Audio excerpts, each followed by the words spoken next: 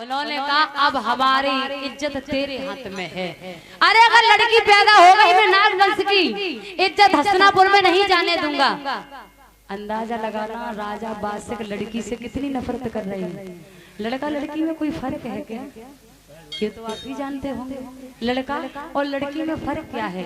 एक गर्भपात में लड़की अपने पिता से और माँ से अर्जी लगा रही है। क्या कह रही है? संसार में हर एक इंसान के आंगन में एक कन्या का होना बहुत जरूरी है। अगर तुम्हारे 4 बेटा हैं तो एक कन्या होनी चाहिए, और अगर एक ही बेटा एक ही बेटी है तो और अच्छी बात है। लेकिन वो किस्मत है, किसी के 4 बेटा है, किसी के 2 है, किसी के 1 है।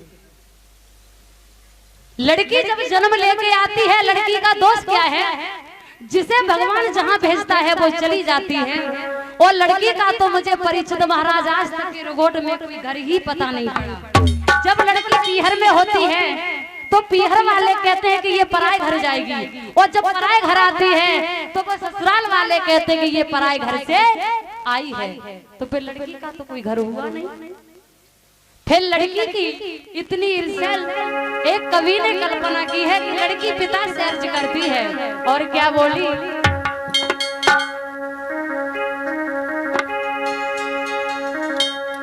क्या कहती है वो लड़की अपने पिता से कि जिसके घर में बेटी नहीं है, जिसके घर में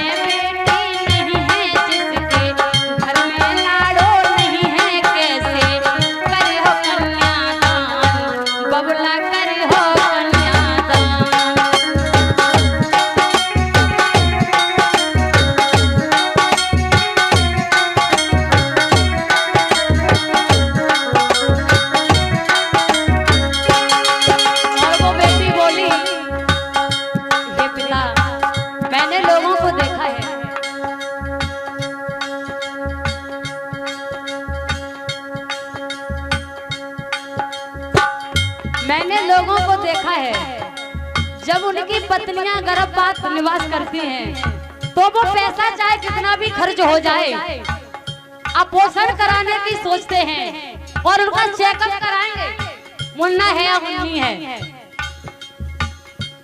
एक बात मेरी समझ में तो आई थी, भोजराज कंस ने देवकी के 6 पुत्रों को मारा था, देवकी के 6 पुत्रों को मारा था। लेकिन मेरी नजर में उस कंस से ज्यादा पापी वो माँ बाप हैं जो अपनी लड़की को देख करके पोषण कराते हैं, उनसे ज्यादा।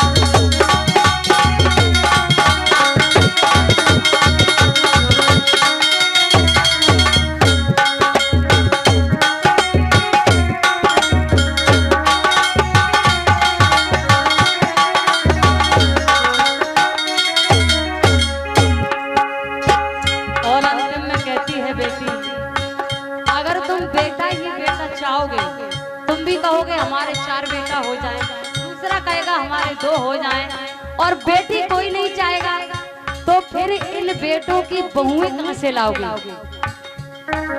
अपने विचार कीजिए। बेटी कहती है बेटा का विवाह रचयो, फिर बहुएं कहां से लियो।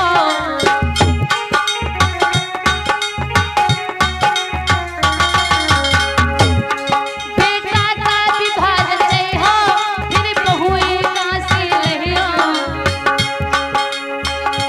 बेटी घर की लक्ष्मी होती, बेटी घर की लक्ष्मी होती, बेटी हम सबका ईमान, बेटी हम सबका ईमान।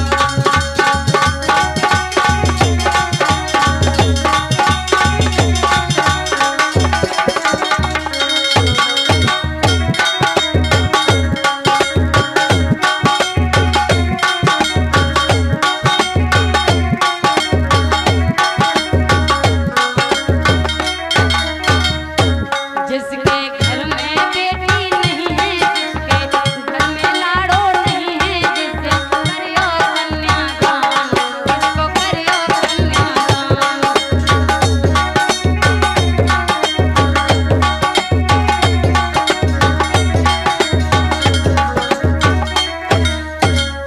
जवाब दिया। और ये मैं कहती हूँ कि जिसके आंगन में बेटी नहीं है, उन माता पिता का कभी उद्धार होने वाला नहीं है। कन्यादान जो दान होता है बहुत बड़ा दान होता है। सूत जी महाराज समझाने लगे 88,000 ऋषियों को। वे बोली कि महाराज ये बेटा या बेटी ये तो भगवान के हाथ में है, हम इसमें क्या कर सकते हैं, हम तो इसमें कुछ नहीं कर पाएंगे। उन्होंने कहा देख लो, अगर बेटी हो गई तो मैं जीवित नहीं रहूंगा। इतना बड़ा राजा बादशाह फर्क समझ रहा है बेटा और बेटी में। तो नागिनी ने सोचा देखो माँ के लिए चाहे तो बच्चा लूड़ा हो या लंगड़ा हो, अंधा हो, काना हो, गूंगा हो, बहरा हो, मगर माँ के लिए वो संतान बहुत प्राणों से प्यारी होती है। मैया ने कहा कि अपने पति को मुझे बहकाना है झूठी बातों में। बोली हंस के तुमने सही कही, तुमने सही कही। लड़की अगर होगी तो सही नहीं है, लड़का ही होना चाहिए। अपने देखो झूठ कई प्रकार का बोलना होता है। अगर किसी भी प्रकार से तुम कहीं झूठ बोल रहे हो तो ये ध्यान रखना कि झूठ बोलना कई प्रकार का होता है। जहां किसी का भला हो रहा हो, जहां किसी की जान बच रही हो, वहां झूठ बोले जाओ, वहां झूठ बोले जाओ। जैसे कि भैया गूंज बड़ा गूंज, जैसे कि तुमने देखा होगा जब इंसान कोई मरता हो, बीमार हो, ज्यादा ही परेशान और बहुत तेज लगी हो प्यास, फिर वो जगह अब क्या करें हम, अब अगर हमें पानी नहीं मिला तो हम मर जाएंगे। तो उसके लिए तुम केवल एक नाली के पानी के बूंद डाल देना उसके मुंह में, और बाका जो उसका जो गला सूख रहा है वो सही हो जाएगा। तो बाके वो अमृत बन जाएगा, वो नाली का पानी नहीं रहेगा, वो अमृत बन जाएगा।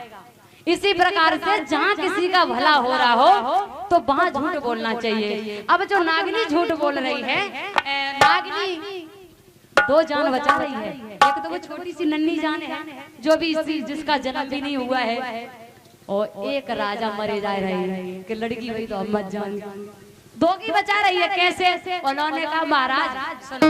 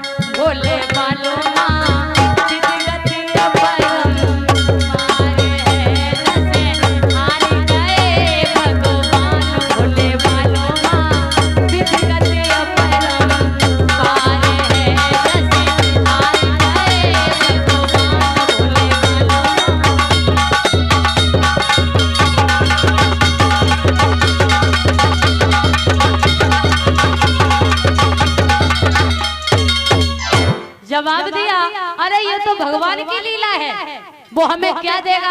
अब हम ऐसे क्या कह सकते हैं कि बेटा होगा या बेटी, लेकिन राजा बादशाह बोले नहीं, अगर लड़की आ गई तो तू समझ लेना तू और वो बेटी रहेगी, मैं हमेशा के लिए चला जाऊंगा। सोई नागिनी के छक्का छूट गए, अगर जे चलेगा तो फिर भी हमारा जी पत्नी के लिए संतान भी जरूरी है, पति भी जरूरी है, मेरा तो जीवन बेकार है।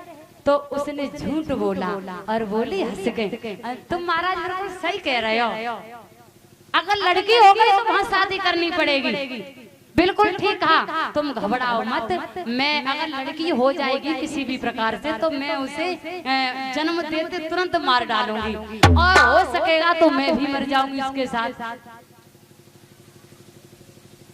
और बेटा होगा तो घबराओ मत, मैं छपरी दान लुटवाऊंगी, जो जो जो मांगेगा वो सबको दूंगी। धीरे धीरे समय बीता, राजा को रानी ने झूठी बातों में बहला दिया और वो वहां से चले जाते हैं दरबार के लिए। जब दरबार के लिए चले गए, कुछ समय बीता तो रानी ने एक बेटी को जन्म दिया, और जब बेटी को जन्म दिया तो देखो मैंने भी थोड़ी देर पहले बोला था कि मोह माया, और वो भी संतान की। बेटी का चेहरा देखते ही रानी का विचार चेंज हो गया और कहने लगी जे लाली को हम कैसे मारें, मैं अपनी बेटी को मार नहीं सकते, अरे ये नन्ही सी जान, इसका दोष क्या है। और उसी समय नागिनी को चैन नहीं पड़ा, अरे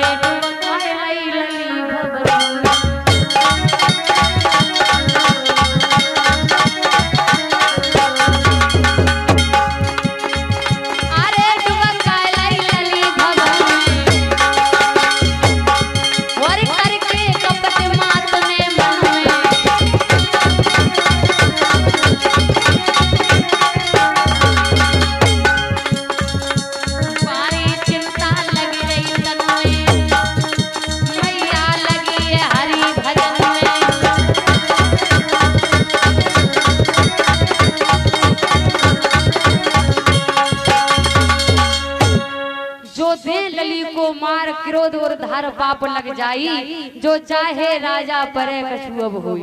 मैं नहीं मानूंगी, मैं अपनी बेटी को मार नहीं सकती, और अपनी बेटी को दासी को बुला लिया, गाय से ले जाओ, इस बेटी का लालन पालन तुझे करना है। मेरे महाराज को या किसी प्रजावासी को खबर मिल गई तो तेरी खाल को खिंचवा के नमक भरवा दूंगी, इसका लालन पालन तुझे करना है। समय के अनुसार उसका नामकरण संस्कार करवाया तो उसका नाम बड़ा नवलती, बहुत सुंदर बेटी है। अब एक काले नाग को बुलाया, रानी ने रुकई क्या है महाराज, तुम दरबार में चले जाओ। क्यों? मेरे महाराज को बुला के लाओ। क्यों? मैंने जितना कहा उतना कहो, सवाल करने की जरूरत नहीं।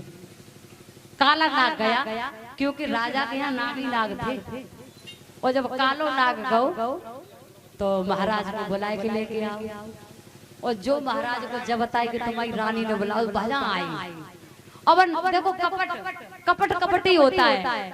अब रानी ने जबरदस्ती आंखों में आंसू ले आई, और बीच आंगन में ठाड़े है, बड़े दुखी है कि जैसे ही राजा आया तो राजा ने कहा क्या हुआ। अब रानी बोली कि बात तो झूठ बोलने पड़े, कैसे करे कहे, थोड़ी घबराने लगी जबरदस्ती। और जब कोई काम तुम्हें ना करबो आ, तुम्हें जबरदस्ती करो तो वो सही नहीं होता है। बोली महाराज, अरे क्या महाराज लगा रखा है, मुझे बुलवाया क्यों? नहीं महाराज, जो पैदावारी होने को थी ना। हाँ, क्या हुआ? हमारा गर्भ खंडित हो गया, और जो राजा ने जो सुनी के गर्भ खंडित हो गया तो खुशी के मारे चटक हो जाए, इतनी खुशी बहुत। और बोला अरे तो इसमें रोने की क्या बात है, तुझे पता अगर लड़की पैदा हो जाती शादी करनी पड़ती, ये तो बहुत खुशी की बात है। और गर्भ खंडित की खुशी में माँ ने लड्डू बंटवाए सब पूरे प्रजा में। आवाज छूट क्यों रही है, गूंज रहा है। हाँ अब बढ़ गई, बोले सब हर जगह लड्डू बंटवाए, और का घबरा मत, बढ़िया चीज ला के दे दी, जो कहीं खाओ पियो। जो के शरीर में ताकत आ जाए। और एक दासी की जगह पे 2 दासी करते और कहीं मेरी रानी की बहुत सेवा करनी है, उतर रानी की सेवा रही है, उतर लाली पल रही है। लेकिन मैया के दिल में खेद है कि मैंने पति से झूठ बोला। धीरे धीरे जब समय बीता तो राजा दरबार में गया, वहां ने जल्दी जल्दी कलम दबात उठाई और हसनापुर के नरेश अर्जुन के लिए पत्र भेज दिया। कौन सा पत्र भेजा? कि मेरे प्रिय दोस्त,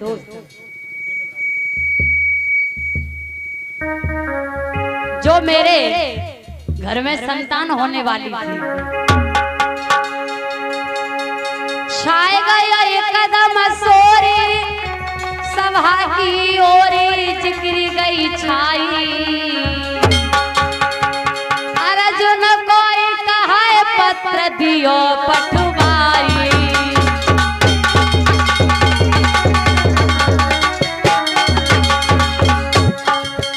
राजा बासक ने रानी के कहने से झूठा पत्र भेज दिया हस्तिनापुर अर्जुन के पास। लेकिन श्री कृष्ण भगवान के साथ रहने वाले अर्जुन पत्र को देखते ही समझ गए कि अर्जुन ने मेरे साथ, राजा बासक ने मेरे साथ कपट किया है। और कैसे? हाल बड़ो मन ख्याल उदासी छाई, उदासी छाई। मेरे लाला की मांग लई अगवताई, मेरे लाला की मांग लई अगवताई।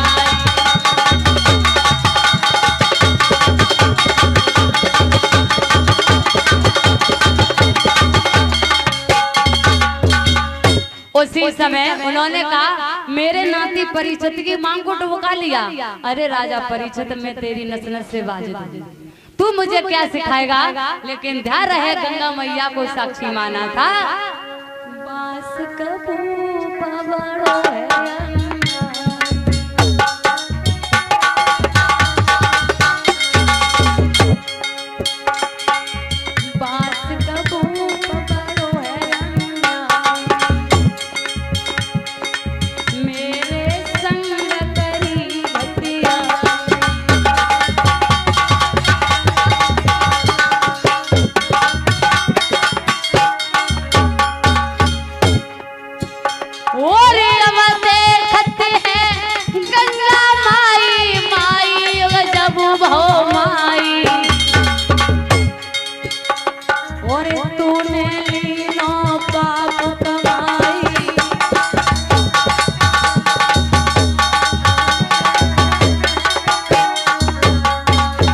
जवाब दिया राजा बासक, मैं तुझे कभी क्षमा नहीं करूंगा। मुझे पता है तूने मेरे नाती परीक्षित की मांग को डुबका दिया है। अरे सत्य कभी छुपता नहीं है, सच्चाई छुप नहीं सकती झूठे उसूलों से, और खुशबू आ नहीं सकती कागज के फूलों से। कभी सच्चाई छुप नहीं सकती है, एक दिन तो सामने हकीकत आ ही जाएगी। उन्होंने कहा बासिक, तूने मेरे साथ बहुत बड़ी घटियाई की है, चलो कोई बात नहीं है, मैं इंतजार करूंगा। समय से पहले भाग्य से ज्यादा कभी किसी को कुछ मिला नहीं, मैं तेरा इंतजार करूंगा। और इधर उधर नवल्ले का जन्म और इधर परीक्षित का जन्म हो गया। दोनों की जोड़ी बहुत सुंदर है, गर्भपात में विवाह तय कर दिया। और जब दोनों धीरे धीरे बड़े हो रहे हैं तो इतने सुंदर लगते हैं, कवि ने कल्पना की है कि जब दिन दिन स्याने भये परीक्षित लाला,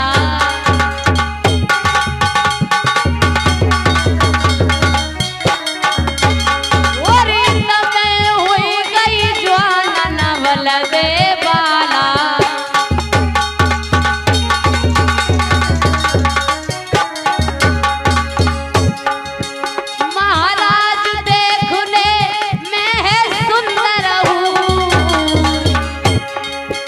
और जो वन में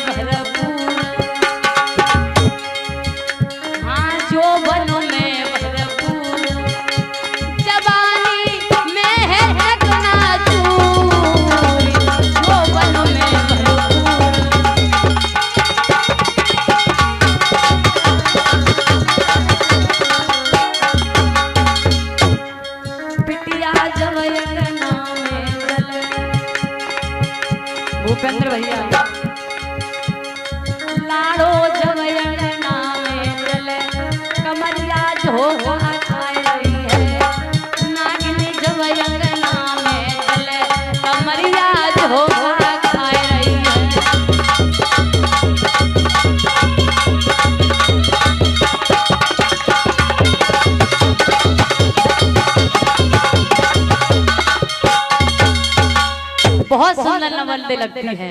धीरे धीरे धीरे धीरे नवल्ले 18 वर्ष की हो जाती है।